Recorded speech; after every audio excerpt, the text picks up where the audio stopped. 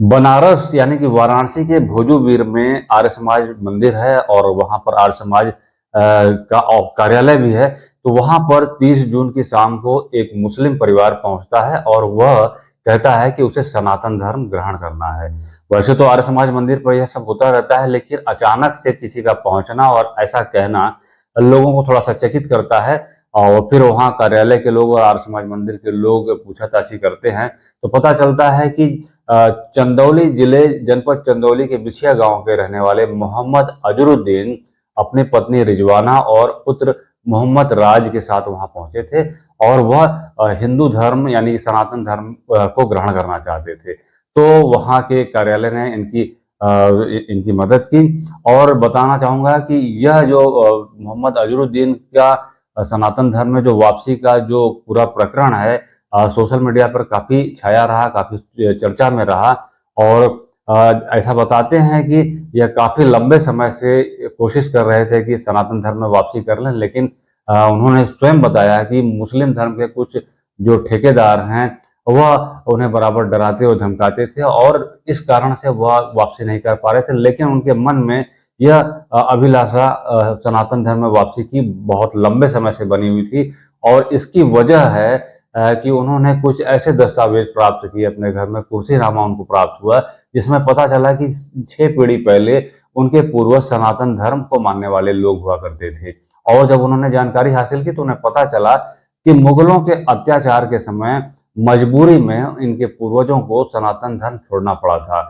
और शायद यही कारण था कि उन्होंने जब मन से नहीं छोड़ा था और मजबूरी में छोड़ा था। और इस तरीके के बहुत से उदाहरण आते हैं कि मुगलों के समय में जबरन धर्मांतरण कराया गया था, बहुत से लोगों को मजबूरी में सनातन धर्म छोड़ना पड़ा था। तो इसी तरीके का उदाहरण उनको अपने पूर्वजों के विषय में प्राप्त होता है और जब इन्हें प्राप्त होती है जानकारी तो इनका मन और अधिक करने लगता है। और जबकि इनको पहले से ही सनातन धर्म में इनकी रुचि थी, लेकिन अब यह जानने के बाद कि उनके पूर्वज सनातन धर्म के अनुयायी थे, सनातन धर्म को मानते थे, तो उनके मन में यह अभिलाषा और प्रबल हो जाती है। फिर वह इसके लिए कोशिश करने लगते हैं और इसी का परिणाम होता है कि वह 30 जून की शाम को आर्य समाज मंदिर पहुंचते हैं। तो आर्य समाज मंदिर पर जो सारी इनकी जांच इंक्वायरी की जाती है और विधिक पत्र तैयार करके इनको विधिवत वैदिक अनुष्ठान पूजन और जो जो रीति रिवाज होता है उसके अनुसार इनको सनातन धर्म में इनकी घर वापसी कराई जाती है।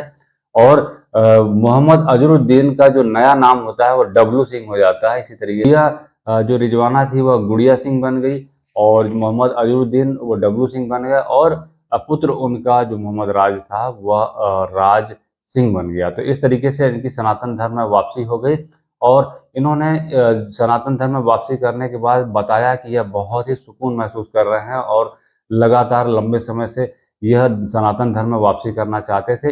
इन्होंने एक महत्वपूर्ण बात बताई कि इनके घर में रामचरितमानस और श्रीमद् भागवत गीता काफ़ी लंबे समय से है और वह सनातन धर्म में वापसी करने के पहले भी सनातन धर्म के ही वो अनुयायी की तरह जीवन जीते थे और वह उनकी सनातन धर्म में बड़ी आस्था थी।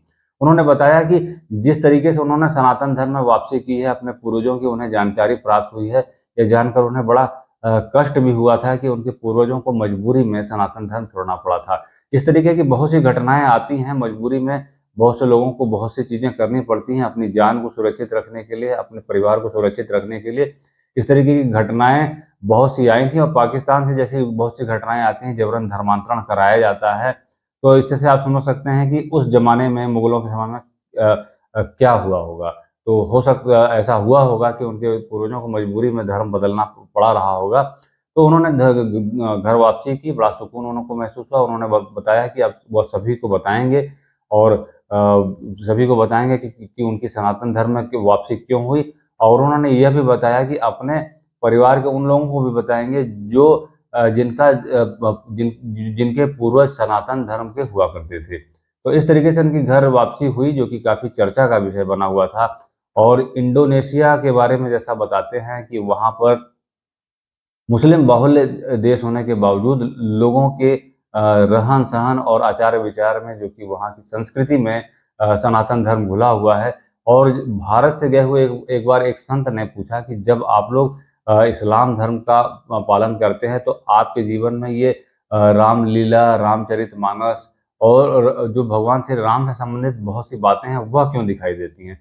तो बहुत ही सटीक जवाब वहाँ किसी ने दिया था कि हमने धर्म बदल लिया है लेकिन हमारा बाप नहीं बदला है, यानी कि हमारे पूर्वज तो वही हैं और हम पूर्वजों का अपने सम्मान करते हैं और यही कारण है कि हमारे जीवन में सनातन धर्म दिखाई देता है। तो यह थी जो कि बहुत ही महत्वपूर्ण घटना थी जो कि जनपद चंदौली से निकलकर सामने आई थी और यह काफ़ी चर्चा में थी। इस विषय पर हमने भी आपको कुछ जानकारी दी और लगातार इस तरीके की कुछ घटनाएँ सामने आती हैं जो कि बरेली से भी सामने आती हैं। वहाँ पर लगातार घर वापसी की कुछ केस आते हैं जिनको अपने पूर्वजों का कुछ आभास होता है। वैसे तो भारत की भूमि पर रहने वाले अधिकांश मुसलमान जानते हैं और इस्लाम धर्म के अनुयायी जानते हैं कि उनके पूर्वज हिंदू हुआ करते थे और इस्लाम धर्म में उनके गमन का क्या कारण था, यह भी उन्हें बहुत अच्छे से पता है। तो आने वाले समय में ऐसे उदाहरण दिखाई दे सकते हैं क्योंकि यह भारत भूमि है और यहाँ पर शुरू से सनातन धर्म रहा है और सनातन धर्म से अन्य धर्मों में या तो किसी लालच से जाना लोगों का हुआ है या किसी मजबूरी के कारण जाना हुआ है। तो यह थी कुछ अपडेट, फिर आते हैं कुछ ऐसी सामाजिक राजनीतिक घटनाओं के विश्लेषण, चर्चा और अपडेट के साथ। तब तक के लिए धन्यवाद, नमस्कार, वंदे मातरम।